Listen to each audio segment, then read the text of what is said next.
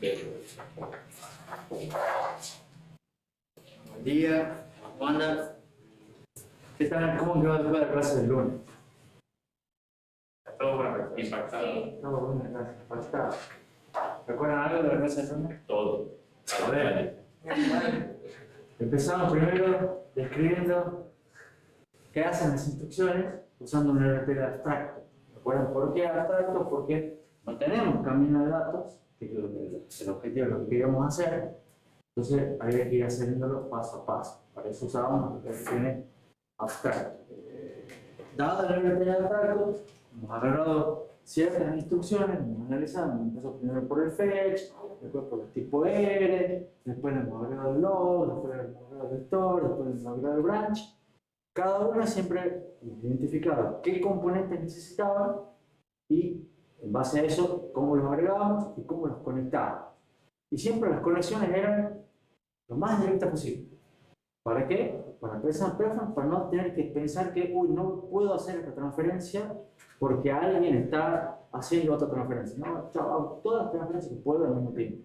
De esa manera trato de aprovechar para el mismo. Y siempre basándonos en los formatos de las instrucciones, que esa es la idea. Y por supuesto todas las conexiones que haga falta y los recursos que haga falta. Entonces a veces decíamos, uy, tenemos un sumador y necesitamos otro sumador. Bueno, reutilicemos el mismo. ¿Te acuerdas que Ana me planteó? Muchos sí, se podría, pero pongamos otro. No importa. Ahora pongamos otro. Después vemos. No lo queremos hacer, es nuestro primer diseño, no lo queremos hacer lo más óptimo posible, lo queremos hacer que funcione. ¿Qué tal? Una vez que teníamos todo el camino de datos, quedaban listas las señales de control. Con las señales de control hemos hecho cómo hacer para hacer la unidad de control, genere las señales para todo el camino de datos, para que haga efectivamente las instrucciones. Y hemos visto que la unidad de control tenía que las salidas dependían únicamente de las entradas. Y al hacer que las salidas dependen únicamente de las entradas, es un circuito combinacional. El circuito combinacional es simplemente una tabla de verdad. O sea, simple. Entonces, lo hemos hecho, hemos mostrado la tabla de verdad, la síntesis con lógica de dos niveles, para que sea rápido. Y lo que sí hemos hecho es que para simplificar el control principal, hemos hecho un control local para la ALU, que recibe también otros bits, genera los bits del control de la ALU, y lo que hace eso es que me hace más chico la unidad de control del procesador principal, la unidad de control principal. ¿Se acuerdan? Era preferible hacer dos controles más chicos, los dos combinacionales, que hacer uno más grande. Porque cuanto más grande, porque cuanto más chico, más rápido. Es un principio de diseño. ¿De acuerdo? ¿Qué hemos visto? Una vez que tenemos los caminos de datos con todos los componentes, la señal de control, la unidad de control, lo que hemos hecho es un análisis de tiempo, como terminó la clase pasada. Primero hemos dicho que siempre, con todo el de clocking, la duración del periodo del reloj está determinado por el camino más largo, el camino crítico. Entonces hemos visto cómo hacemos para determinar el camino más largo en este procesador. La instrucción utiliza más del llamado unidades funcionales. ¿De acuerdo? ¿Cuál era la instrucción que utilizaba más unidades funcionales? Son load. Entonces la instrucción load era la que nos determinaba el camino crítico en el procesador del ciclo. Y eso tenía un problema. ¿Se acuerdan cuál era el problema? El ciclo iba a ser muy largo. Que el ciclo era muy largo. Entonces teníamos un primer procesador con CPU igual a 1, lo cual era bastante bueno, pero la duración de ese ciclo era muy larga. Y eso era, digamos, perjudicaba a las demás. O sea, hacía que todas las demás que se podrían hacer más rápido vayan más lentas por culpa del load.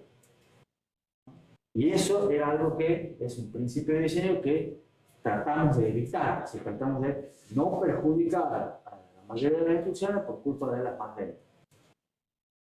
Entonces eso es algo que habría que corregir o mejorar. Sin embargo, lo que yo les dije al final que tenía de bueno esto era que tiene mucho potencial de mejora. Y eso vamos a ver en la clase de hoy.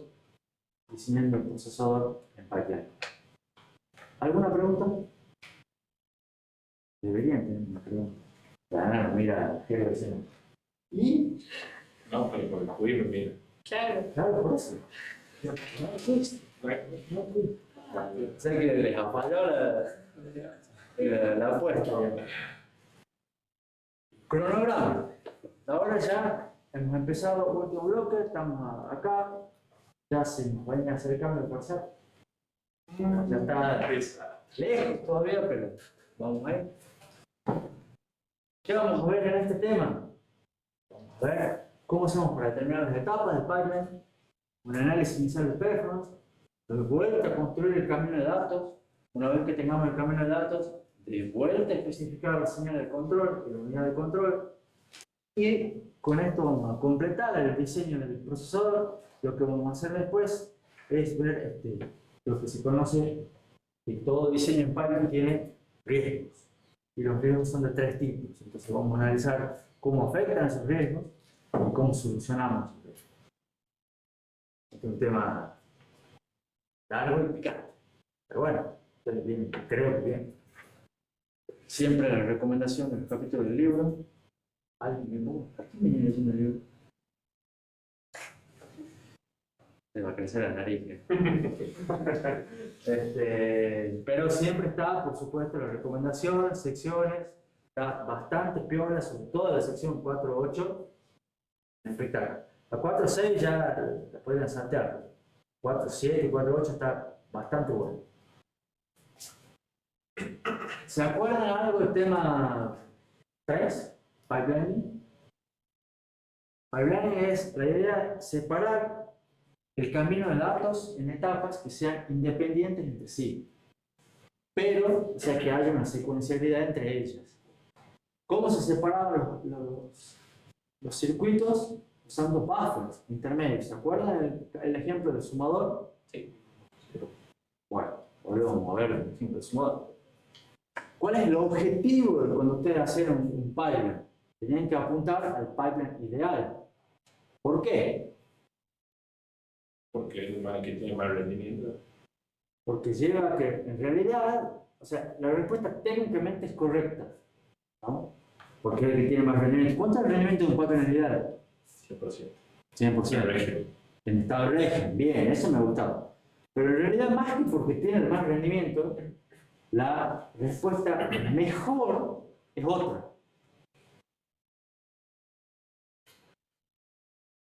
¿Para qué hacen un pipeline? Para mejorar la performance. Mejorar la performance. ¿Cuánto es la máxima aceleración posible en un pipeline? La cantidad de etapas. La cantidad de etapas que se da en un pipeline ideal. Entonces, no es, o sea, eso a su vez genera que eso se logre con un rendimiento máximo, que es lo que dijo inicialmente Hegel. Pero el objetivo es maximizar performance, maximizar aceleración. Por eso quiero maximizar etapas. Pero tengo que poder dividir, poder llenar y toda la historia para que funcione en estado de régimen. ¿Está claro? Entonces, pero ese es nuestro objetivo. Pipeline ideal para maximizar performance. ¿Cuáles eran las características del pipeline ideal? Todas las etapas de conjugación. ¿Se acuerdan? Todas las tareas pasan por todas las etapas. Y después trabajar en estado de régimen para obtener una aceleración máxima que es igual a la cantidad de etapas.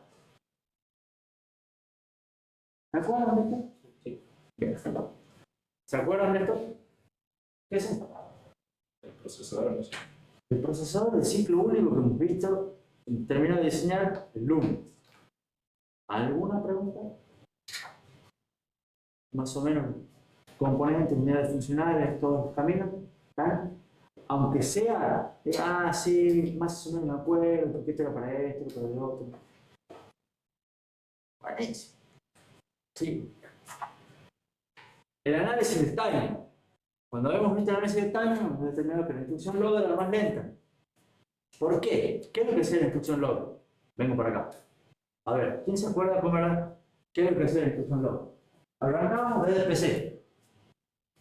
¿Qué hace primero la instrucción log? Son fetch de la instrucción.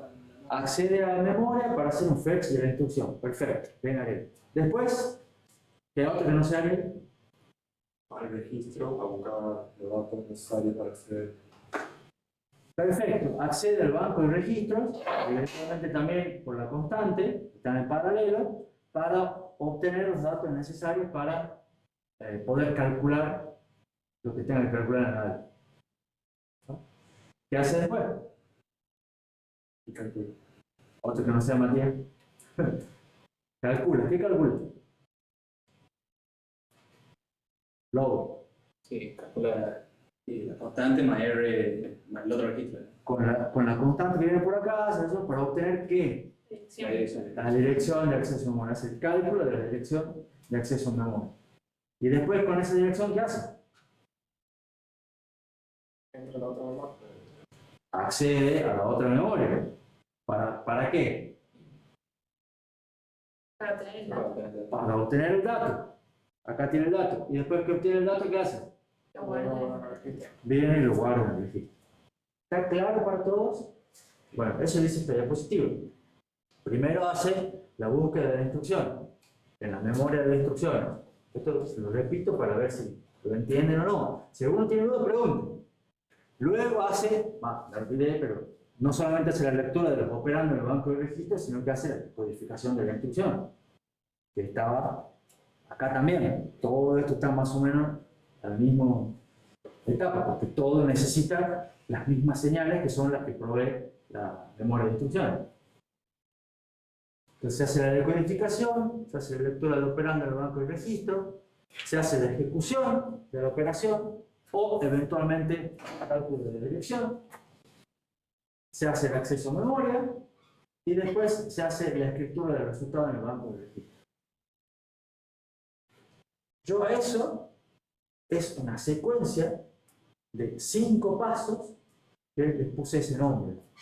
Instruction fetch, instruction decode, con la lectura de operandos, ejecución, acceso a memoria, write back para indicar la escritura en el banco de registro, la escritura final en el banco de registro. ¿No? Ahora, ¿qué pasa si no es la instrucción load? ¿Qué es lo que hace la instrucción store? Y no hace el paso 5. Tiene lo mismo menos el paso 5. ¿Qué hace la instrucción add? Busca los operandos del banco de registro y calcula y guarda el resultado en el registro. O sea, No accede a la memoria adelante. se salta el paso 4. ¿Qué hace un branch? ¿Este lo tiene? Sí. ¿Este lo tiene? Sí. Porque lo distribución común. ¿Este lo tiene? Sí. Y no hace ninguno de estos dos. Porque no accede a memoria, no guarda nada en el banco. ¿Está claro? Pero esos son pasos que podríamos usar, como decir, estas son mis etapas. Entonces, inicialmente, podemos pensar en hacer un pipeline de 5 etapas. Entonces, ¿qué es lo que vamos a hacer? Cada paso que sea una etapa. ¿Cuál es la clave? Esta división, a su vez, que es piola por cómo lo iba analizando la instrucción load, que primero hace esto, después hace esto, después hace esto, después hace esto, funciona para los demás. ¿Claro? Nunca me ha pasado que mis alumnos lleguen corriendo a la clase. ¿Qué es una clave que tiene algo muy importante? Que en cada etapa solamente utiliza una unidad funcional, ¿no? Y que es independiente de las demás. Repasemos. ¿Qué unidad funcional se utiliza en la primera etapa? Memoria de instrucción. La memoria de instrucciones. En la segunda, el banco de registro. En la tercera, la AL. En la cuarta, La memoria de instrucción. la memoria de datos. Esta es la de instrucciones, porque si no, claramente no puede ser la misma. Y acá, de vuelta en la etapa final, el banco de registro. Entonces, fíjense que en ninguna de las etapas se utilizan dos unidades funcionales. ¿Y eso qué tiene de bueno? Que más o menos va a llevar a que las etapas sean balanceadas. O sea, más o menos, o sea, recuerdan que hemos visto un ejemplo calculando el timing del load, pero de hecho las memorias demoran tanto, algo demora tanto, pero en este caso, más o menos pueden quedar las etapas. Podemos ver si quedan realmente por aquí, pero va a ser que las etapas sean balanceadas. Y a su vez, cada unidad funcional, que parece lo mismo, pero no es lo mismo, es utilizada una única vez por instrucción. O sea, cuando las instrucciones van a entrar en el pipeline, todas pasan por la 1, por la 2, por la 3, 4 y 5. Eventualmente van pasando progresivamente una por cada una. Y dicen, bueno, pero la instrucción store no graba en el banco de registro. Si ustedes han aprendido pipeline, ¿qué es lo que conviene hacer? Que pasa igual. ¿Entienden? Entonces, todas pasan por todas las etapas, todas utilizan una única vez. ¿Está claro? De esa manera, ¿qué podemos hacer? Podemos hacer que cada etapa se ejecute en un ciclo. ¿No? Sí, pregunta. ¿El load no pasa 2 veces por el banco de registro? Muy bien la observación de Maya. El load no pasa 2 veces por el banco de registro. Acá y acá. Sí, pasa 2 veces por el banco de registro. Sin embargo, para una pequeña detalle, ¿qué es lo que hace acá? Lee los datos del banco de registro. ¿Qué es lo que hace acá? Escribe. Y por suerte, por suerte, por diseño, nuestro banco de registro tiene puertos independientes. Entonces, la lectura va por un lado, la escritura va por el otro. ¿Y las escrituras cuándo se hacían? Siempre al final del ciclo. Entonces, en principio, no hay problema. Vamos a ver un poco más de detalle del tema, pero que se utiliza para cosas diferentes en momentos diferentes. Entonces no hay problema. Porque la lectura es independiente de la escritura. Casi. ¿Sí? ¿Queda más o menos respondida la pregunta? Entonces estamos acá, cada etapa se va a hacer en un ciclo, ¿no? Y ahora, ¿de qué va a depender la duración del ciclo? O sea, la duración del ciclo dependía del mayor retardo entre registros de estado. ¿De acuerdo? Antes era toda la cosa. Ahora, si yo voy a poner buffers intermedios entre las etapas, ¿de qué va a depender la duración de cada ciclo? De la etapa más larga. Ahora ya no es de la instrucción más larga, la instrucción con más memoria, sino de la etapa con más memoria. ¿Se entiende? Porque ahí van a estar, va a haber elementos de estado que van a guardar la información entre etapas. Y ahí está la observación de Maya que dice, el banco de registro se lee en la etapa 2 y se escribe en la etapa 5. Por suerte eso no es un problema porque los puertos son independientes. Sí va a generar un problema, o más de un problema, pero lo vais viendo de a poquito. Por ahora va bien. Por eso, ya cuando veamos el dibujo, vamos a ver que la etapa 5 casi que no tiene unidad funcional. En realidad está en la etapa 2, está dibujado en la etapa 2. Pero no, adelante. ¿Hasta acá vamos bien? ¿Se entiende la idea? Ahora, detalle. Esa separación, acá vienen también una diapositiva, esta diapositiva quiere mostrar un poco, ponerles a tierra algunas de las cosas que yo les diciendo. ¿Se acuerdan que yo les he dicho que RISC-V era un INSA pensado en performance y tenía ciertas ventajas? Ustedes digan, sí, está bien, el viejo siempre dice lo mismo. Ahora vamos a ver algunas cosas que se pueden hacer gracias al INSA RISC-V. Por ejemplo, yo puedo hacer el fetch en un solo ciclo. O sea, la búsqueda de instrucciones puede ser un solo ciclo. ¿Por qué? Porque tengo todas las instrucciones del mismo tamaño. Porque accedo a memorias de datos separadas de memorias de instrucciones. Son detallecitos que hacen que dicen, puedo hacer el fetch en un solo ciclo, un solo T. Las instrucciones pueden ser decodificadas en un solo ciclo.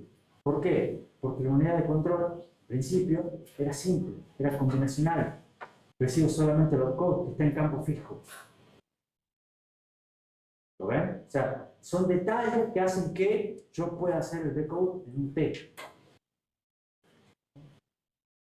Es un ISA de tipo load store. Solamente hay dos instrucciones que acceden a la memoria. La memoria que está allá. Las demás pasan por la etapa sin hacer nada. Todas las instrucciones load tienen un único modo de direccionamiento, que es indexado. Entonces, primero hago el cálculo de la dirección en una etapa y después accedo a la memoria en la etapa siguiente. Detalles de implementación que están basados en el diseño de ISA. ¿Lo ven? Tonteras, pero que nos facilita hacer un diseño bastante piola como van a ver. ¿Preguntas? Antes de ver el camino de datos, un pequeño análisis inicial de perfos. A ver si me van siguiendo hasta acá. Supongamos los mismos retardos que vimos en el proceso del ciclo único, que es la memoria, la AIO y los sumadores demoran 200 picosegundos. El banco del registro demora 100 picosegundos y todo lo demás era despreciable. ¿Se acuerdan? ¿Cuánto demoraba el load? ¿Cuánto demoraba el ciclo? Por culpa del load. ¿Cuánto? 700. 700, dice Matías. 800. 800 dicen los demás. ¿Por qué 800? Repasemos. ¿Qué hace primero? El fetch. Son 200 para acceder a la memoria de instrucción. ¿Qué hace después? El decode y la lectura de los operandos en el banco de registro. 100 más. Vamos 300. ¿Qué hace después? Accede a la IO para calcular la dirección. Son 200 más. Vamos 500. ¿Qué hace después? Accede a la memoria para obtener el dato. Son 200 más, 700. ¿Y qué hace después? Guarda el resultado del banco de registro, 100 más, 800. ¿Está claro? ¿Cuánto va a ser la duración del ciclo T en Python? 200. Porque la primera demoraba 200, la segunda 100, la tercera 200, la cuarta 200, la quinta 100. ¿Cuál es la más larga? 200. ¿Está claro eso para todos? Entonces ahora, suponiendo que ejecutamos 3 instrucciones load seguidas, ¿cuánto demora el ciclo único? Ciclo único es sin pipeline El simple pipeline, el procesador que vimos el loop. y 3 por 800. 3 por 800. ¿Qué opinan lo que dice? Está óptimo. Ana dijo, ¿por qué 3 por 800? Porque cada una demora 800. Porque cada uno se va a demorar un ciclo. Se va a demorar 3T en hacer 3 instrucciones. Eso es lo que habíamos dicho con el CPU de 1. Y cada T demora 800 picosegundos. Entonces, 3 instrucciones en ciclo único son 3T, 3 por 800 picosegundos. 2400. ¿Está claro para todos? ¿Cuánto van a demorar en Python? 600. ¿Cuánto demora una instrucción en ejecutarse en el Python? Una instrucción load. Y no 200. serían 1000 picosegundos. ¿1000 o 200? O sea, como sería 800, ¿no? 800. Sí, son 800. 800. Ah, no, espera, cierto. Pero no es la etapa A ver. más larga por 5. Claro. Para hacer una sola, digamos. Sin tener. Para hacerlo ideal, tiene que ser toda la etapa ahora mismo. Entonces, lo tenés 5 etapas por los 200 que duran más largo. Y entrar con 3 instrucciones, entrar en registro. ¿Qué opinan, Juanse? Gelo sostiene su postura, Ariel la respalda. Dice, tengo una instrucción eventualmente, tiene que pasar por todas las etapas. ¿No? ¿Cuánto demora en pasar por todas las etapas? ¿800 o 1000? 1000. ¿Por qué? Porque a la larga todas van a tener todas las etapas van a durar un T. ¿No? El T demora 200, son 5 etapas, entonces un load va a demorar 1000 picosegundos. ¿Está claro eso para todos? Y acá ven otro ejemplo de que a veces un pipeline empeora la latencia de una instrucción. ¿Cuánto va a demorar una instrucción store en el pipeline? Una sola instrucción store. 1000 también.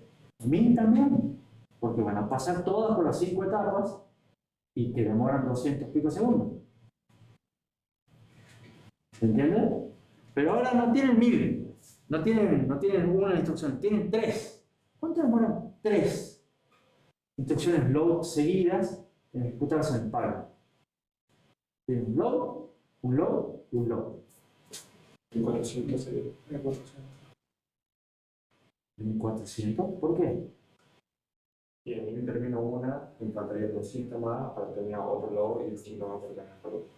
Exactamente, porque el chiste del pipeline era que los recursos empiecen a utilizarse apenas estén disponibles.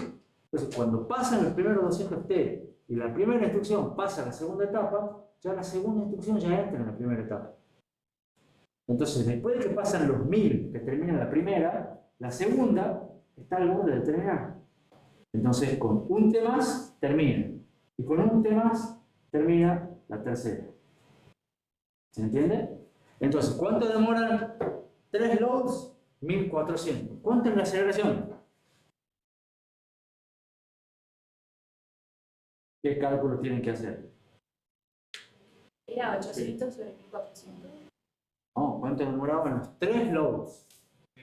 3 por 800, le he dicho. Ah, sí, perdón. 3 por 800 dividido 1400. ¿Cuánto da eso? 1,7. 1,7. ¿Y qué opinan del 1,7? ¿Mucho en Python para obtener el 1,7 de aceleración?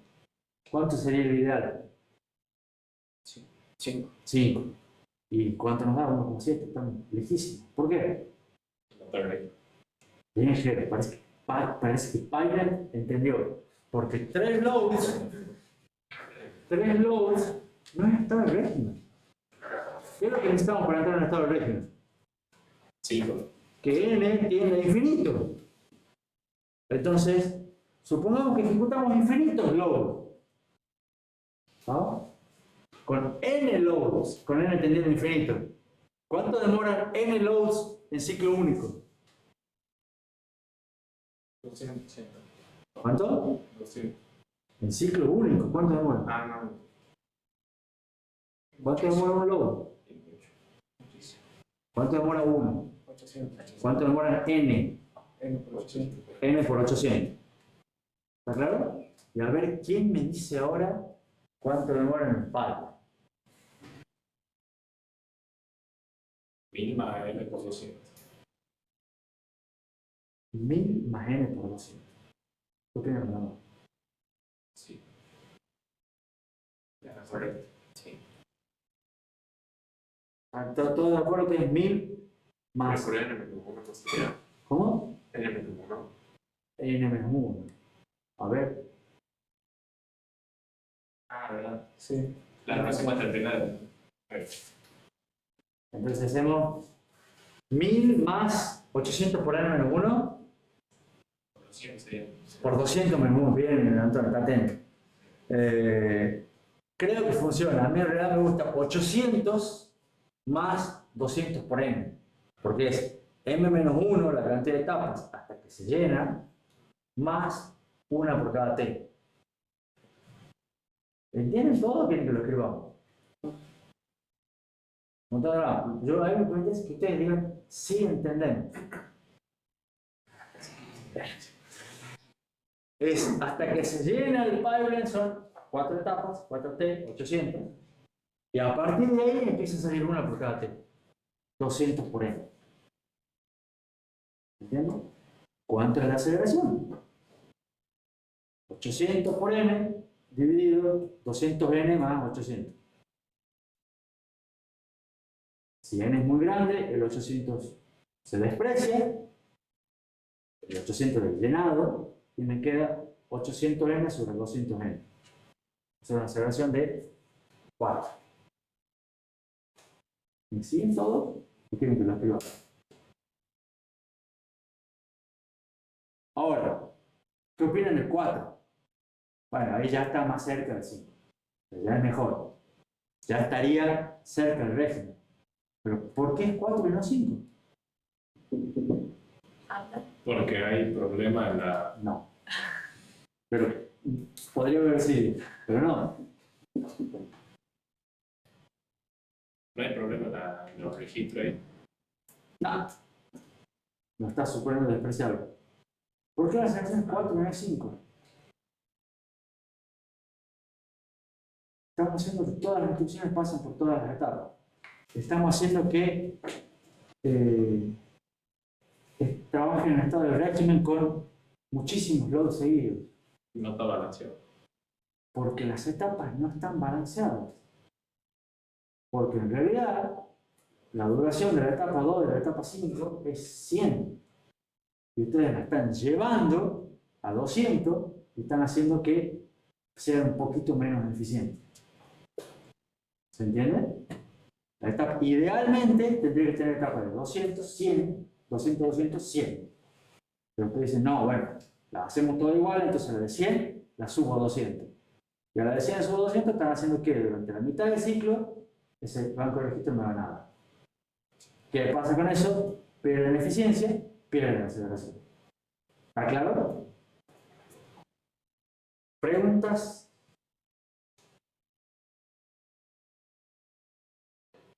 ¿Se entiende hasta acá? Vamos, recién media hora de clase. Si van bien, yo sigo. Ustedes para el mes. Entonces, en estado de régimen, conseguimos que se termine una instrucción en cada ciclo. ¿Eso qué significa? Que tenemos un CP igual a 1. Igual que en el uniciclo. ¿No? Pero ¿cuál es la diferencia? Que el tiempo de ciclo ahora es corto. Porque ahora ya no depende de la instrucción más larga, sino de la etapa más larga. Entonces no lo hemos podido dividir en 5. No hemos logrado tener una selección de 5, pero hemos tenido una selección de 4. Bastante piola, digamos. No es igual. Y nos perjudica la latencia también. Pero hemos dicho la latencia, no importa. La dejémosla, lo que nos interesa es productividad. Ahora, sí es verdad que tenemos un ejemplo poco realista. ¿Por qué? Porque no existen instrucciones log infinitas, ¿no? Mezcla de instrucciones, ¿no? Pero, como hacemos que todas las instrucciones pasen por todas las etapas, esto tampoco es un problema. Entonces está bastante piola el primer diseño. ¿Entienden? O sea, la primera versión del par. ¿Cómo sería esa primera versión del par? Bueno, ¿qué es lo que tenemos que hacer? Agarrar, ¿qué es lo que hemos hecho con el sumador? Teníamos el circuito del sumador. ¿Y qué hemos dicho? Ponemos buffers intermedios. Entonces, ¿qué es lo que hacemos ahora? Agarramos este camino de datos del uniciclo y ponemos buffers intermedios. ¿Se entiende la idea? ¿Qué tenemos acá? Tenemos acá, partíamos de PC. Va a ser el mismo análisis que hemos hecho. PC va está simplificado, no están puestos todos los cables, pero PC manda sus datos a la memoria de instrucciones, al sumador que hace PC más 4. Y también lo mandaba al sumador que está lejos. Pero ¿a dónde lo va a mandar ahora? Al registro intermedio. Porque todas las señales van a parar a un registro. Entonces, este va a parar a un registro, la salida de acá va a parar a un registro. Pero PC más 4 eso no hace falta, entonces vuelve para acá está el multiplexor y tienen el nuevo PC. Y se puede hacer el fetch en solo T. ¿Vale? Una vez que grabamos los datos del registro, lo que está acá toma los datos ¿de dónde? Del registro. De este registro intermedio. Entonces, yo grabo acá, este toma los datos de acá, porque acabo de ver una instrucción y acabo de ver otra instrucción. ¿Se entiende? Entonces, ¿qué es lo que hago acá? La búsqueda operando, acá va a estar también la decodificación, que toma los datos de este. Y buscar operando, trabaja siempre con los datos de acá y genera los resultados que van a parar a dónde? al registro intermedio. ¿Entiendes? Entonces, grabo acá, grabo acá, grabo acá, y este dato que no lo uso acá, ¿qué es lo que hago? Lo propago, tal cual como pasaba en el sumador. ¿Se entiende? ¿Qué tenemos acá? Tenemos la ALU, tenemos el sumador, la etapa de ejecución, tenemos el multiplexor, entonces todos los datos que vienen, lo que hago es los selecciono, este, fíjense, lo paso para acá, este no lo voy a usar, porque lo uso después, en el caso de... ¿Quién usaba esto? Este camino. Este camino que sacaba un operando y lo pasaba para acá. El lector. Para la instrucción store. Como no lo voy a usar acá, lo propago. La ALU hace lo suyo, genera sus resultados. Acá tengo el otro sumador, acá sí usa el valor del PC, pero fíjense que usa el valor del PC tomado del registro. O sea, toma el que tenía la instrucción original, no el valor del PC actual. Porque acá va a haber otra instrucción. ¿Entienden? Pero eso no sería un problema. O sea, si se empieza a ejecutar otra instrucción que en teoría no era que debería haber seguido porque era un branch. Ah, sí, es un problema. Lo vamos a ver. Tranquilo. Hoy no, claro, si Dios quiere. Pero bueno, la instrucción se va propagando. La instrucción de salto hace el cálculo de regresión como tiene que hacer. ¿No?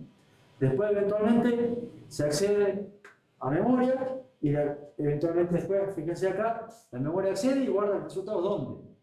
En el registro. La salida de la ALU no se usa acá, pasa para acá y se guarda en el registro. Y del registro, ¿qué es lo que me queda? Si tengo un dato, tengo que elegir si es el dato de la memoria o el de la ALU, y vengo para acá y lo guardo en el banco. ¿Ven los registros intermedios? La idea es que cada registro siempre mantiene la información producida en el ciclo anterior.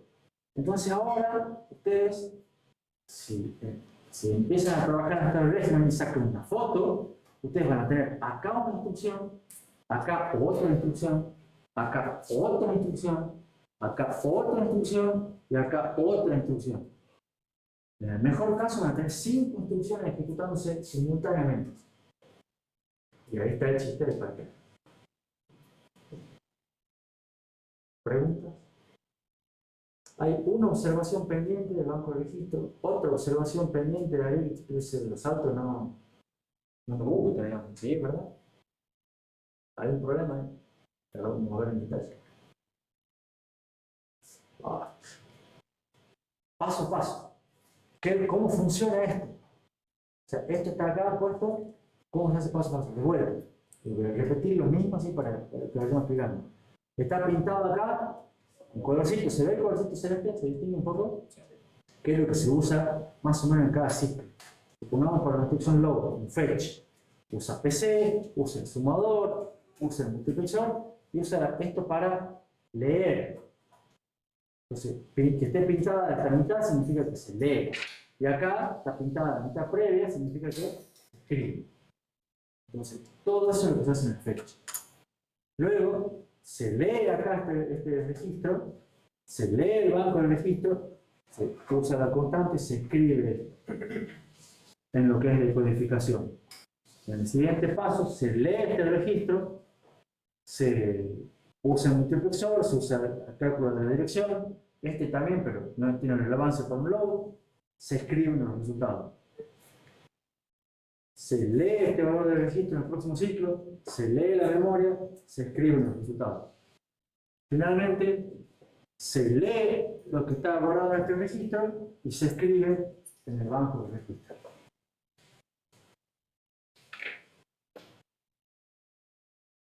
¿Está claro? Pero ahí hay un problema. Y que en la etapa de registro y de instrucción. La etapa de registro es otra instrucción. ¿Y cuál es el problema? No estamos mezclando. Pero el dato que vos escribís, lo sacas de acá. Y el register lo saco de la etapa anterior. Bueno, Pero no hay problema, pues son independientes. Los dos tienen parte de razón. el dato a escribir lo saco de acá, y eso está bien. El lugar donde se escribe es independiente, el puerto de escritura es independiente, lo cual es verdad lo que dice Ariel. Pero sin embargo, fíjense que en la conexión, como está acá, el dato a escribir lo saco de este registro. Y si lo saco de este registro, estoy tomando de otra instrucción. Y yo en realidad, ¿de dónde lo debería sacar? Del registro este, porque los datos que escribir, el dato está acá, el registro que escribir también debería estar acá. ¿Se entiende? Entonces, eso es el problema. ¿Lo ven todos el problema? ¿Cómo se soluciona ese problema? Propagando ese registro. Este dato no tiene que salir de acá. El dato, para que sea realmente independiente, este dato tiene que salir de allá. Entonces, lo que tengo que hacer de acá es, sí, lo tengo el dato acá, no lo voy a usar, lo tengo que propagar. Entonces, eso queda así. El dato lo obtengo ¿dónde está? Acá. ¿No? Pero lo que hago es, lo paso. ¿Lo paso a dónde? Al registro intermedio. Por supuesto, siempre va al registro inmediatamente posterior. Y de acá, como no lo voy a usar, lo propago de vuelta. Y de acá, como no lo voy a usar, lo propago de vuelta. Entonces, cuando la instrucción llega a la etapa final, tiene el dato a escribir y el registro a escribir. Correcto. Entonces, a este lo vuelvo a mandar para acá. Y ahí sí son totalmente independientes del puerto.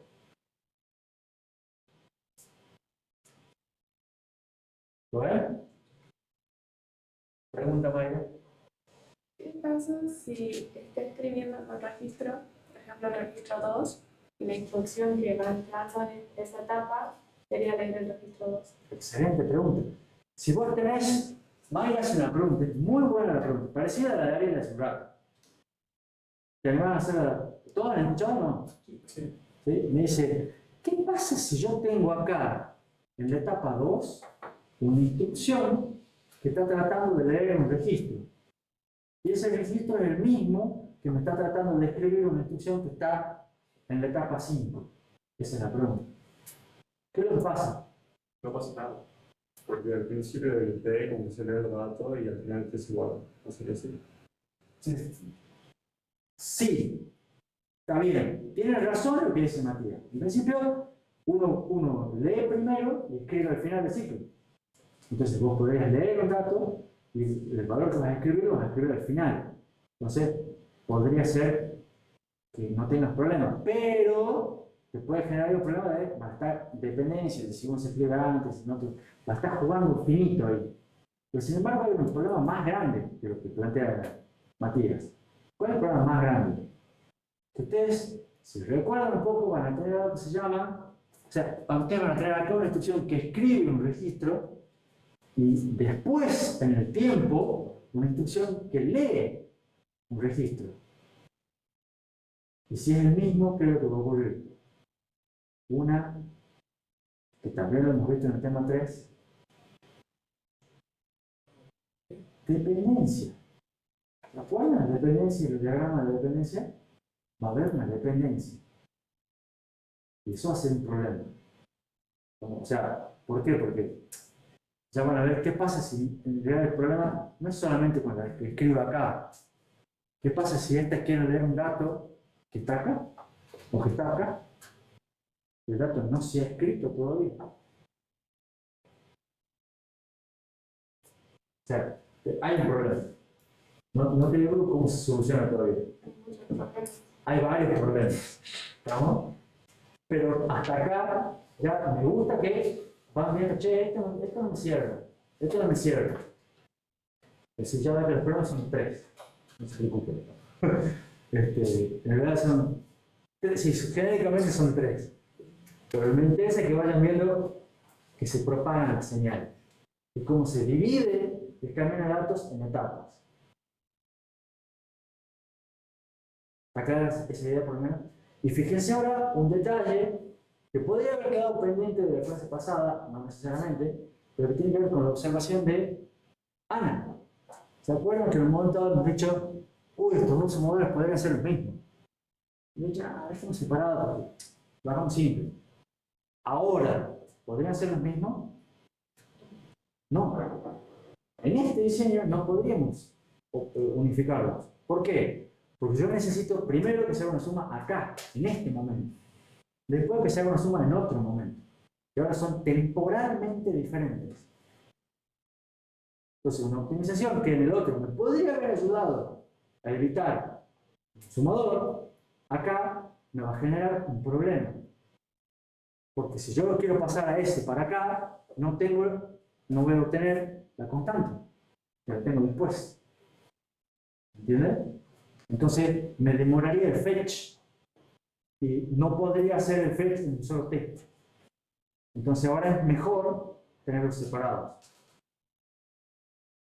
¿Se entiende? ¿Alguna otra pregunta? ¿Van bien? ¿Van identificando los pequeños problemas que pueden ocurrir? Que los vamos a ir solucionando de a poquito. ¿Cómo se ve un pipeline? ¿Cómo se visualiza un pipeline? Hay varias maneras. Pero voy a mostrar tres. Esta es muy parecida a la que hemos visto nosotros. Acá están, en este caso, digamos, lo que va a haber son la ejecución de las instrucciones y el tiempo. Y la idea es que, por ejemplo, tiene una instrucción y va a ser fetch, decode, execution, memoria, write. La segunda va a empezar un T después. Fetch, decode, execution, memoria, write. Y así sucesivamente todas las demás. Porque va a empezar una en cada ciclo. ¿Está claro? Y van a ir llegando a las instrucciones una en cada ciclo. Entonces, cuando ustedes tengan el código acá, siempre, por eso les brindan el laboratorio de hoy, se van a ir propagando así las instrucciones. Esta es una manera de que ustedes pueden dibujar un pipeline con esa banda temporal. ¿Qué es lo que tiene de bueno esto? Que se ve, por ejemplo, claramente acá que en cierto momento están ejecutándose 5 instrucciones al mismo tiempo.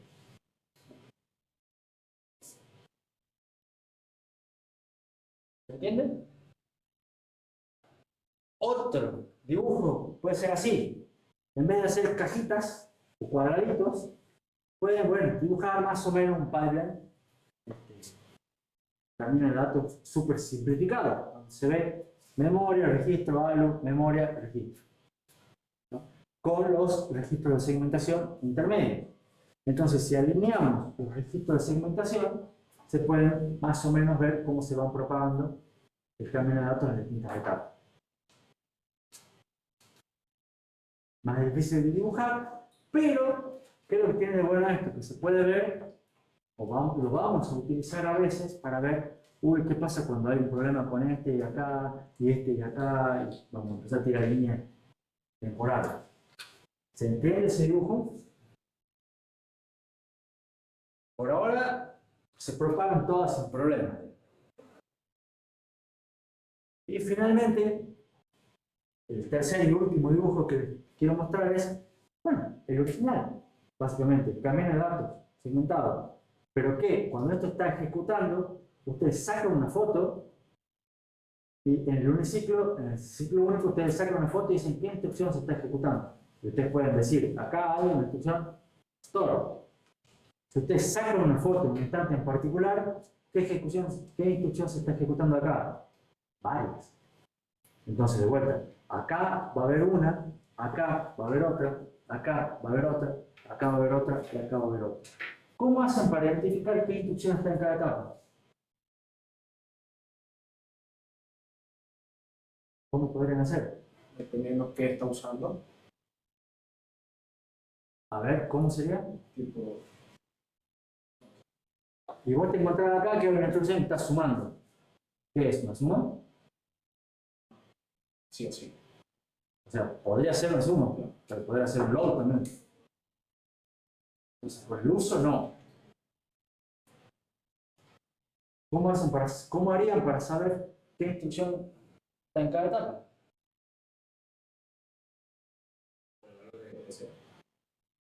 Pero el valor de PC eventualmente te va a dar lo que está en esta etapa. Pero que se va propagando. ¿Se va propagando el valor de PC? Sí. Y se va propagando hasta acá, se va propagando hasta acá, y acá ya no lo tenés. Y acá tampoco. Pero te vas acercando. Y no hay que mirar los registros entre medio. ¿Por qué? Y porque ahí está toda la cosa está preparada. Exactamente. ¿Quiénes son los que mantienen la información que se pasa entre las etapas? Los registros intermedios. Entonces, si yo quisiera saber qué instrucción se está ejecutando en la etapa de ejecución, ¿qué es lo que tengo que mirar? ¿Qué valores tiene guardados este registro? Porque lo que me guarda este registro son los que me determinan lo que se hace acá. ¿Se entiende? ¿Seguro que se entiende? Entonces, típico problema del práctico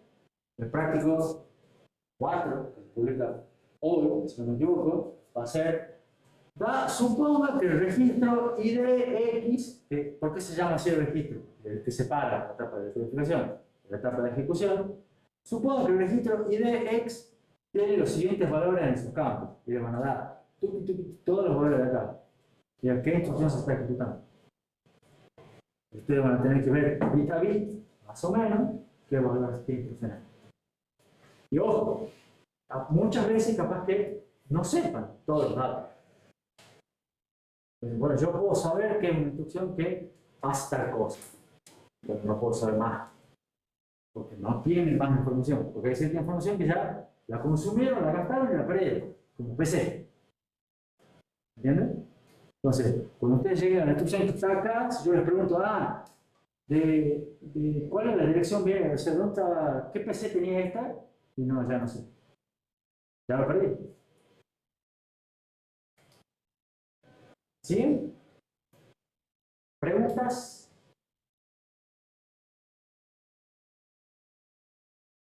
¿Me entienden todos? Vamos a ver. Ya estaba ahí. Sí. Podríamos volver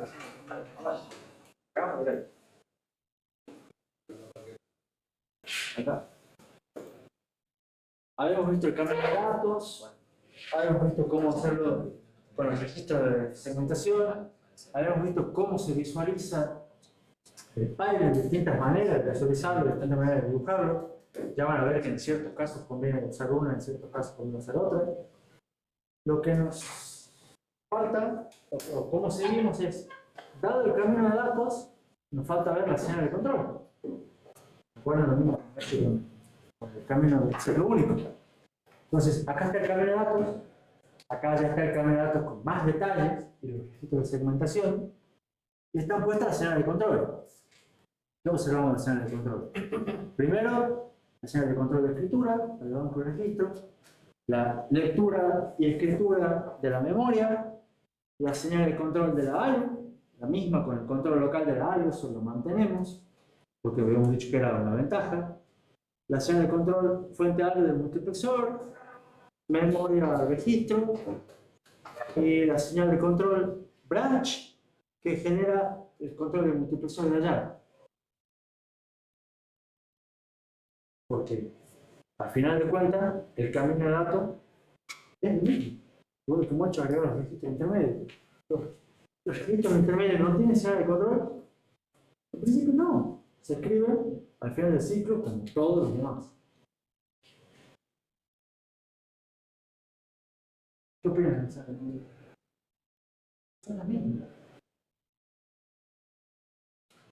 No hay que agregar nada, no hay que modificar nada. Ahora, como son las mismas señales, ¿de qué dependen las señales? De las entradas. Las entradas son las mismas. Entonces, la unidad de control es la misma. Entonces, fíjense que al haber diseñado la unidad de control para un procesador, al cambiarlo con nuestro segundo diseño, la unidad de control se diseña la misma. Genera las mismas señales con las mismas entradas. ¿Y cuándo se generan todas las señales de control? En la etapa 2, que es la etapa de codificación, donde está la unidad de control. Donde ya está la instrucción buscada, pero yo busco la instrucción, y con la instrucción la guardo acá. Entonces, la etapa 2 toma los datos del registro de segmentación y a partir de ahí hace la decodificación. ¿Todo bien? Sin embargo, hay un problema. Porque hay señales de control que se usan en la etapa 3, otras en la etapa 4 y otras en la etapa 5. ¿Por qué? Fíjense, esta se usa acá y se genera acá. Se la propaga. Hacemos lo mismo que hacemos siempre con las señales que se usan más adelante. Las propagamos. ¿Y a dónde las propagamos? A los registros intermedios. ¿Se entiende? O sea, cuando la señal no se usa, pero se genera ahora y la voy a usar más adelante, ¿qué es lo que hago? La voy pasando. Entonces, en realidad, esto va a ser una cosa así. Este es el registro de segmentación. Y aquí es donde genera la instrucción, está la señal de control, la unidad de control, que me va a generar todas las señales. Y todas las señales, ¿dónde las voy a guardar? En el registro de segmentación. ¿Está claro? Y del registro de segmentación va a haber algunas que se van a usar en la etapa de ejecución. ¿Y cuáles son? Vamos para atrás. Y son esta y esta. ¿Sí? Y las demás, ¿qué es lo que hago con las que no uso? Las propago. Entonces en este registro voy a tener las que se usan en memoria y en write. Y voy a usar las que se usan en memoria. Y las que no se usan, las propago. Y acá tengo las que se usan en la etapa de write. ¿Se entiende? Se propagan las señales de control al igual que se propagan las señales de datos. Funciona de la misma manera. O sea, la misma solución que hemos utilizado para una cosa sirve para la otra también. Entonces, digamos, las señales de control que me van diciendo qué es lo que hace cada instrucción se van propagando junto con la instrucción. Pero esa propagación se hace hasta la etapa en donde me sirve esa señal de control. Hasta la etapa donde sirve, exactamente. Entonces vos, por ejemplo, si tenés acá la instrucción en la etapa de memoria, yo te digo, ¿qué hizo esa instrucción en la ALU? Y no tenés idea. Porque la operación de la ALU se utilizó acá y se gastó. ¿Y qué valores sumó o restó? No sé. Yo tengo el resultado. Es todo lo que sabes de él. Como siempre, se consumen a medida que se las usa. ¿Preguntas? Entonces, ¿cómo sería ahora nuestro camino de datos completo? ¡Tarán! Ya uno dice, se está complicando. Pero en realidad se está complicando, pero es el mismo que tenían con los registros de segmentación, con la unidad de control. Un poquito más complicado, pero sigue siendo el mismo. ¿Qué tenemos acá? ¿Qué podemos mencionar como extra? Las señales de control, estas vienen a parar a multiplexor y a ALU. Acá está la de branch, la lectura y la escritura de memoria. Y fíjense que se van propagando las señales. Esta señal es la señal que viene por acá, escritura en el banco, porque el banco se escribe en el último ciclo. Entonces lo que se propaga acá es la señal de escritura en el banco, se escribe o no, qué es lo que tiene que elegir el multiplexor, y se propaga también el registro de destino. Entonces se genera allá y se propaga. Y después es un ciclo partido con los registros de segmentación intermedia. Si lo ves, como lo hemos ido haciendo de a poquito, no debería ser una gran sorpresa. Y fíjense, en media clase, un poquito más de media clase, hemos hecho, partiendo del ciclo único, un camino de datos segmentado completo. Hoy pueden decirle lo que le han contado a la madre, a la novia, al amigo, el otro diseñó un procesador. Dígale, ¿se acuerdan del procesador que diseñó el lunes? Bueno, mejorado 4 veces. 4 veces mejorado. Pero bueno, no todo es tan bonito ni tan color de rosa. Esto tiene problemas. Algunos de los problemas ya los vengo visualizando. Y los problemas en general, esto es un problema, dice, del procesador en Python. Son problemas de cualquier procesador implementado en Python. ¿Qué procesador implementa en Python? Casi hoy en día, diría todos, pero son todos menos el Cortex, M4, todos los más chiquititos tienen Python. Inclusive hasta los más chiquititos empiezan a tener Python también, aunque sea de 2 etapas, ¿no? Pero la idea es que todos tienen Python, casi. Entonces, eventualmente, todos tienen alguna variante de estos problemas que les voy a contar ahora. ¿Qué es lo que tenemos nosotros? Hicimos un cambio de datos con el control, con un CP igual a 1 y con un T chico. Fantástico. Pero con la suposición de que siempre podemos ingresar una instrucción nueva, lo cual no necesariamente es así. Y los problemas que pueden ocurrir dentro de lo que es la terminología del procesador, de arquitectura de computadoras, diseño de procesadores y pipelining, estos problemas se los llama hazards, que la traducción es riesgos. O sea, es un peligro, una cosa así. Y los riesgos son, o pueden ser, digamos, de 3 tipos. Se los conoce como riesgos estructurales cuando hay un recurso que es requerido por una instrucción que está siendo ocupado por otra instrucción. Recuerden el caso de cuando estaba el lavarropas, bueno, el secarropas, que demoraba más. Entonces, si teníamos ya una tanda de ropa que la queríamos poner en el secarropas, pero el secarropas estaba siendo ocupado, ¿qué tenemos que hacer? Esperar. Igual es un riesgo estructural. Puede haber otro riesgo, el segundo tipo de riesgo es un riesgo de datos, que tiene que ver cuando hay que esperar una instrucción previa que termine. Y eso tiene que ver un poco con lo que mencionó Mayra. ¿Qué pasa si yo tengo una instrucción en la etapa 2 que me lee un dato del banco de registro, pero ese dato lo escribe una instrucción que está más adelante en el Python y no lo escribió todavía, porque no llegó a la etapa 5? ¿Entienden? Esto tiene que ver con las dependencias y dependencias de datos, que eran a su vez de 3 tipos. ¿Se acuerdan? Tipo read after write, etc. ¿Está claro? El tercer tipo de riesgos son los riesgos que se conocen como de control. ¿Qué es lo que pasa con el control? La decisión de qué acción tomar depende de la instrucción previa. Y eso tiene que ver con los datos, que es lo que había mencionado Ariel. Estamos de, pero yo el cálculo de la dirección de PC lo hago en la etapa 3, el salto lo hago efectivamente en la etapa 4. ¿Y qué pasa con las instrucciones que ya fui buscando en el Python?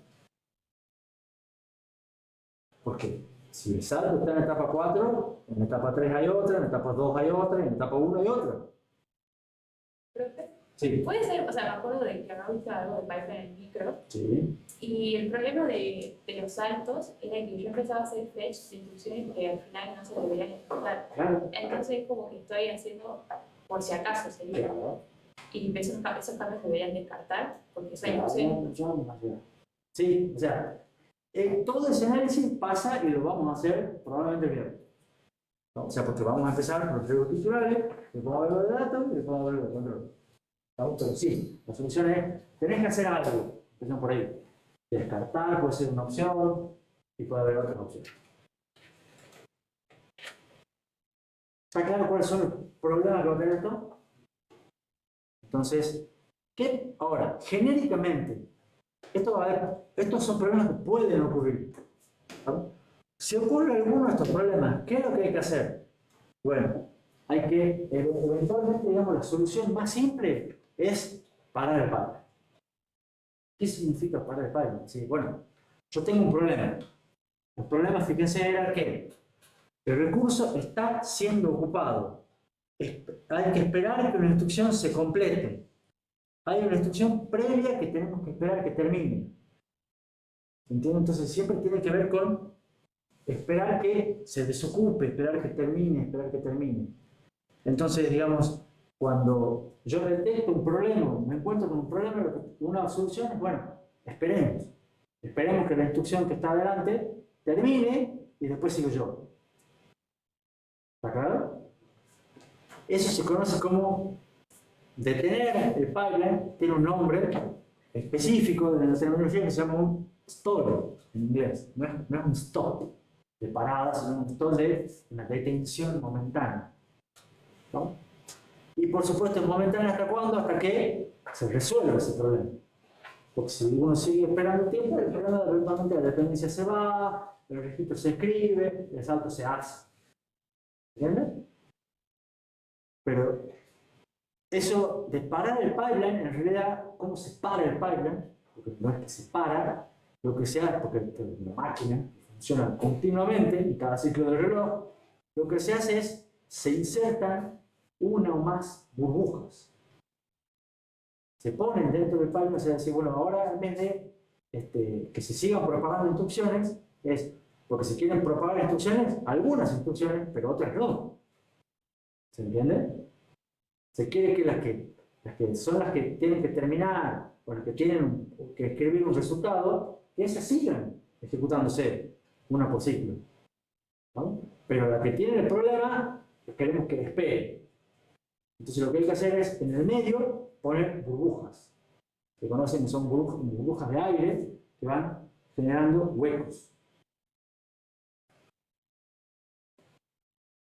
Pero ¿cuál es el problema con eso de parar el pipeline y insertar burbujas? Nosotros cuando hemos visto pipeline hemos dicho que lo que no queremos son huecos. Porque ¿qué pasa con los huecos? Bajan el rendimiento, bajan la aceleración. ¿De acuerdo? Entonces estos huecos es una solución, pero el hecho de tener que esperar, parar alguna instrucción, me baja la performance. Entonces, no, estamos haciendo algo para aumentar la performance que va a tener un problema que me baja la performance.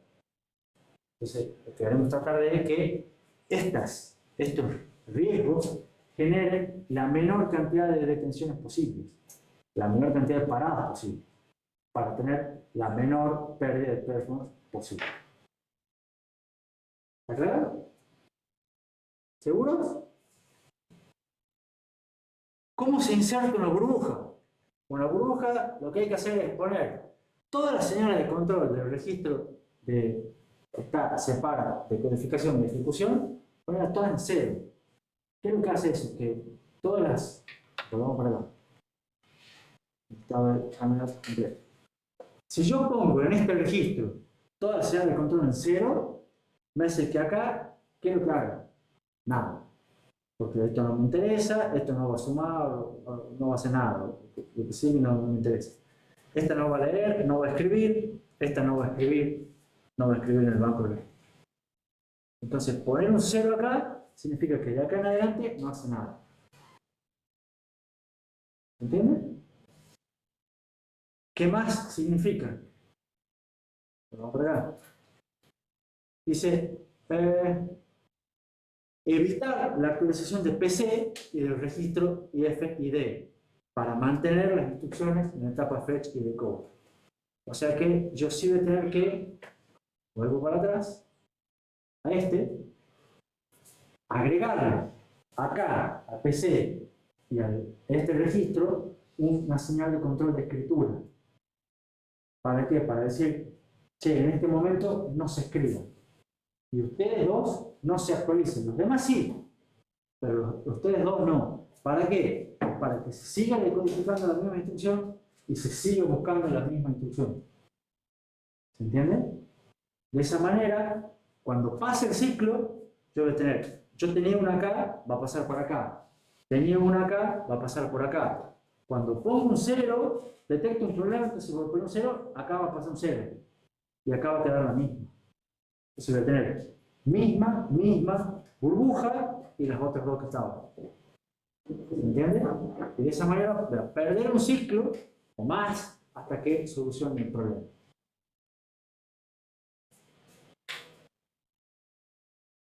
¿Se entiende?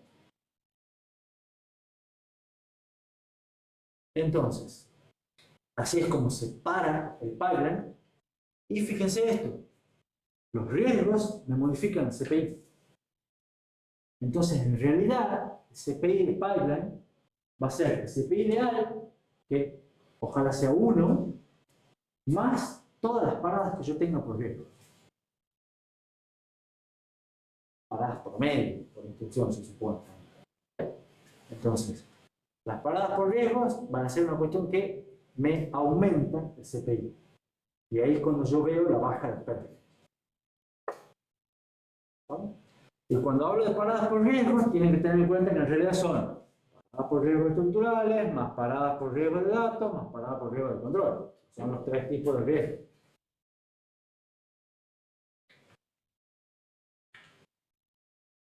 ¿Sigue? ¿Alguna pregunta hasta acá? Entonces, ¿qué es lo que queremos hacer nosotros? Que esto sea cero, para mantenerlo con el CPI ideal. Entonces, para hacer que esto sea cero, tenemos que hacer que todos estos términos sean cero. Y minimizar los problemas.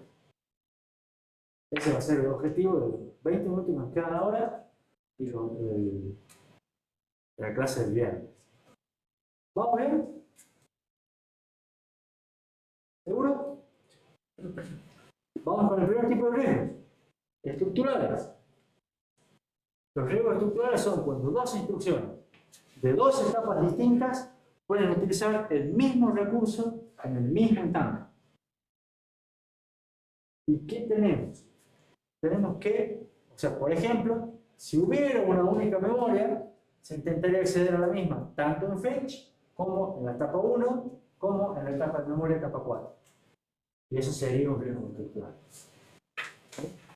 Otro ejemplo, si las instrucciones tipo R no pasaran por todas las etapas, eventualmente intentarían escribir en el banco de registro al mismo tiempo que una instrucción load que también intenta escribir en el banco de registro. ¿Se entiende? Ejemplos de posibles riesgos estructurales. Ahora, resulta que en nuestro diseño no tiene riesgo estructural. ¿Por qué? Y ahí va de vuelta una, digamos, causa y consecuencia del buen diseño. Nosotros hicimos que tener memorias separadas. Lo necesitábamos en un ciclo único, porque tenía que ejecutarse todo en un solo ciclo, entonces tenemos que hacer dos accesos a memoria en un solo ciclo, dos memorias. ¿Se acuerdan? El hecho de mantener las dos memorias, en este caso, nos evita los riesgos estructurales. Nos ayuda a evitar riesgos estructurales. Duplicar recursos, como el sumador que decía Ana. Antes se podía mejorar, sí, se podía optimizar. Ahora, mantengamos dos para poder hacer el fetch y el otro en dos momentos distintos y evitar riesgos estructurales. Aumentan el costo, pero mejoran la performance, porque generan que las paradas por riesgos estructurales sean cero. Hacer que todas las instrucciones pasen por todas las etapas, aunque no se use, ya lo habíamos visto, es una ventaja del pipeline ideal, y acá vemos que elimina el riesgo estructural. Solo utilizar una única unidad funcional por etapa minimiza la posibilidad de que haya instrucciones en distintas etapas que utilicen la misma unidad funcional. ¿Se entiende? Todas las instrucciones usan la misma unidad funcional en la misma etapa. Y aquí dicen, bueno, Mayra vuelve a decir, pero un momento, el banco de registro se utiliza en la etapa 2 y en la etapa 5. Pero siempre se escribe en la etapa 5. Nunca se escribe en ninguna otra etapa. Siempre se lee en la etapa 2. Nunca se lee en ninguna otra etapa. ¿Se entiende? Entonces están bien separadas las funciones. Independientes entre sí. Entonces, en resumen, nuestro diseño de pipeline no tiene riesgos estructurales. Las paradas por riesgos estructurales, cero. ¿Está claro? Lo que no quita que en el práctico les cambien una etapa, les den vuelta del lugar a una etapa, les saquen una etapa, ¿estamos? Y cuando ustedes tengan 4 etapas, 6 etapas, o etapas dadas vuelta o algo así, bueno, el parcial puede pasar, les pregunte primero, ¿tienen riesgos estructurales? Ustedes tienen que hacer un análisis parcial y ver, a ver, ¿tienen riesgo? ¿Va a poder ocurrir que haya una colisión de dos instrucciones de paz que utilicen la misma unidad funcional al mismo tiempo? y ver si tiene o no tiene. ¿Se entiende? Pero en el práctico ahora también va a ser una cuestión de diga cuántos riesgos estructurales tiene. No tiene. Fin. Cero. Listo los riesgos estructurales. Vamos con los riesgos de datos. No vamos a tener tiempo de todo, pero vamos a arrancar un poquito. ¿Qué son los riesgos de datos? Dependencias. Una instrucción depende del resultado de una instrucción previa, o sea, anterior, que todavía está dentro del pipeline. O sea, acá hay lo mismo que ustedes han visto de dependencias, pero con un detalle adicional. ¿Cuál es el detalle adicional en la definición? ¿Se acuerdan que es una dependencia? Cuando veo dos instrucciones, la dependencia de tipo read after write, o sea, cuando yo quiero leer un valor de una instrucción que está antes, que lo escribe una instrucción que está antes. Entonces tengo una lectura después de una escritura. ¿Qué es el único agregado que hago acá? Que están dentro del pipeline.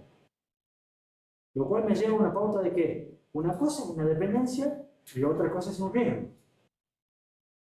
O sea, todos los riesgos parten de dependencias, pero no todas las dependencias constituyen un riesgo. ¿Se entiende? Ya lo vamos a ver con ejemplos bien claros más adelante. Ahí tienen un ejemplo de dos instrucciones. Una instrucción A que escribe el registro 19, una instrucción de resta que lee el registro 19. Tienen un read, after, write. Clarísimo que hay una dependencia de ese tipo en el registro 19. La instrucción A escribe el registro 19 en la etapa 5, write. La instrucción de resta lee el registro 19 en la etapa 2. Para que no ocurran errores, ¿qué es lo que tenemos que hacer? Parar el pipeline. ¿No? Durante 2 ciclos. Por ejemplo, es lo mismo insertar 2 burbujas. Y este es el último. Entonces, ¿qué es lo que pasaría acá? Esta quiere leer y dice, pará.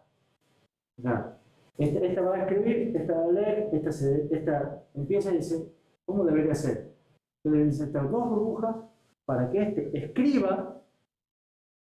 Y como lo hacemos ahora, que escriba en el primera mitad del ciclo y después se lee. Esta es una mejora que estamos haciendo. Para poder escribir en la primera mitad del ciclo, leer en la segunda, la escribe el banco de registro al final y de esa manera esta puede seguir ejecutando. Para poder hacer esto al mismo tiempo, tengo que por lo menos insertar 2 burbujas. Para que esta esté en la etapa 5, cuando esta esté en la etapa 2, significa que tengo que ver algo en la etapa 3 y algo en la etapa 4. ¿Se entiende? O sea que normalmente, fíjense, cuando ponen 2 instrucciones, si hay una dependencia, tienen que agregar 2 cosas en medio. Y un bajón. Y además, suponer que el banco de registro escribe en la primera mitad y lee en la segunda. Porque si no, tiene que agregar 3 instrucciones en medio. Pueden agregar burbujas o pueden agregar otras instrucciones, si tuvieran. Pero que no dependan de ninguna de esas, claramente. Que no haya dependencia. ¿No habría una forma de ejecutar funciones que no son dependientes y antes de que... Habría, y eso se llama ejecutar fuera de orden. Si vos tenés, podrías o reordenar el código. Podrías reescribir tu código. Ya vamos a trabajar bastante sobre eso. Pero sí hay maneras. Pero ¿entienden el problema? Ven la primera solución inicial, que es bastante mala, por cierto, porque son dos ciclos que se pierden y esas dependencias son bastante comunes. Si ustedes están haciendo el laboratorio, fíjense cuántas veces hacen una cosa así. Un montón. Entonces, son 2 burbujas porque el banco de registro escribe con el flanco que inicia el ciclo, es que primero escribe el valor y luego lo lee. Y esto termina de responder la pregunta que me había hecho Mayra hace media hora. que ahora no estaba teniendo, era acá justo, digamos. Pero no importa. Los demás, o todos, ¿entienden? ¿En realidad? ¿Van bien hasta acá? ¿Cómo se puede solucionar eso? Una técnica se conoce como adelantamiento. ¿Por qué? ¿En qué consiste que tengo? En realidad, no es necesario esperar que el registro se escriba en la etapa 5. ¿Por qué? Porque el resultado ya está disponible. ¿Se entiende? O sea, el registro S19 se escribe acá. ¿Estamos todos de acuerdo? Pero en la etapa acá, ¿ya lo tienen el valor? Sí. Y acá, digamos, o sea, cuando ustedes lo ejecutan acá, ustedes ya hacen la suma, acá ya tienen el resultado. ¿Se entiende? Entonces, eventualmente dicen, ¿por qué tengo que esperar que venga acá para recién escribirlo? Si yo acá ya lo tengo disponible. El resultado. No se escribió todavía el registro, pero el resultado ya está. Entonces, lo que se puede hacer es adelantar el resultado desde el registro, porque además, ¿dónde está guardado? En un registro. ¿No? O sea, pero está guardado en el registro del banco de registro, no está guardado en el registro temporal, está guardado en el registro de segmentación. Pero a final de cuentas, es un registro, es un elemento de estado que guarda valores. Entonces lo tenemos guardado ahí y lo podemos adelantar desde ese registro hasta donde se lo necesite. ¿Y dónde lo necesitaría? Digamos, la etapa de... O sea, ¿dónde lo necesitaría la instrucción de resta? Y lo que quiere hacer es restar. Entonces, lo que quiere hacer, ¿dónde lo necesito? ¿Lo necesito realmente en la etapa de la decodificación? No. Yo acá lo leo para poder usarlo acá. Entonces, acá lo puedo usar. Y el otro lo lee acá, calcula el resultado, y este resultado ya lo puede pasar por acá. O sea, en este diagrama tiene una flecha de adelantamiento ahí. Recuerden que esto es tiempo. Lo que no pueden hacer es venir para atrás. Porque venir para atrás es viajar en el tiempo. Para atrás no se puede, ¿verdad? Pero para acá sí se puede. Porque es un adelantamiento en el mismo instante. Así como este lo pasa. O sea, la etapa de memoria toma los datos de este registro de segmentación. La etapa de ejecución también toma algunos datos del registro que está después. ¿Se entiende? A ver, ya podemos ver cómo queda dibujado esto. Pero la idea del adelantamiento, ¿me siguen? Esta técnica se conoce como adelantamiento, que es forwarding, o también es bypassing, porque es como hacer salteos. O sea, no hace falta terminar, sino que hago un atajo. Lo vuelvo a inyectar para ahorrar tiempo. ¿Lo ven? Entonces, ¿qué pasa con esto de adelantamiento? Requiere agregar muchas conexiones nuevas y nuevos multiplexores. ¿Por qué? Porque un dato puede venir de nuevas fuentes. Y vamos de vuelta.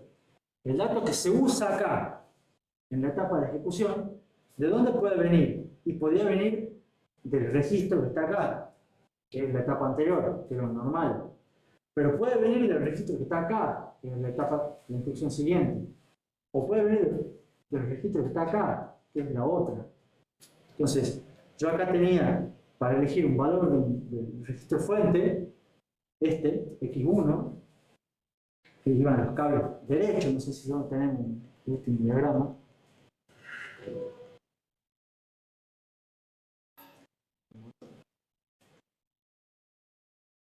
Acá. Este valor, que es el valor que se opera en la ALU, venía directamente de este registro.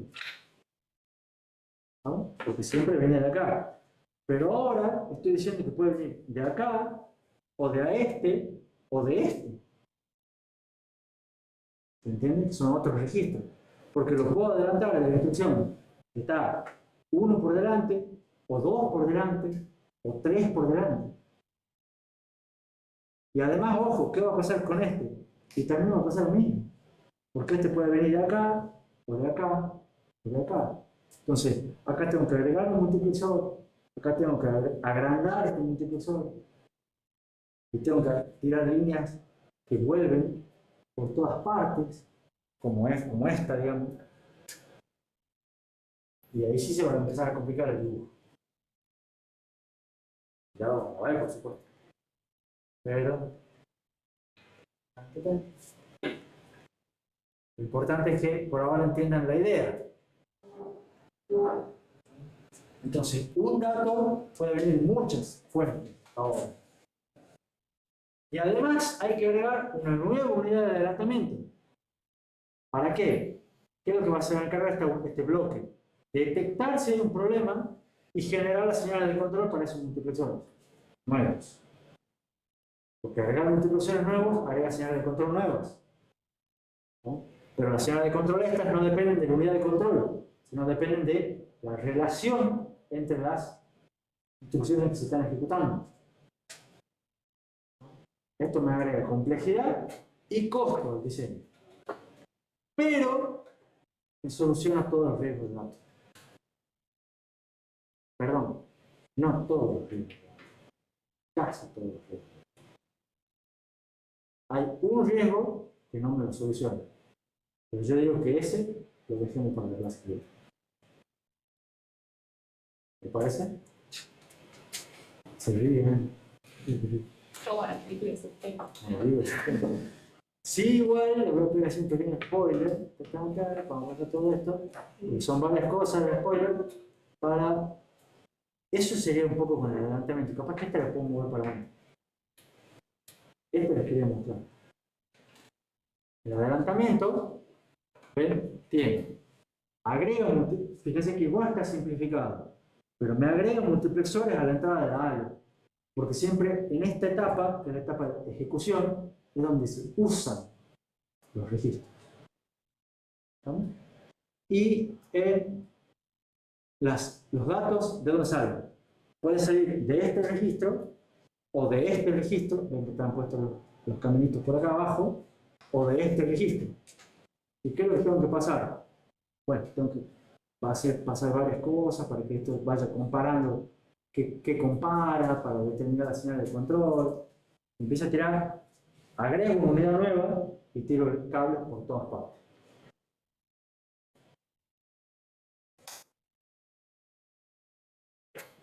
Pero volvemos a ver de vuelta la clase que viene. Y cuál es el problema, que es un solo problema que nos queda, que no queda solucionar.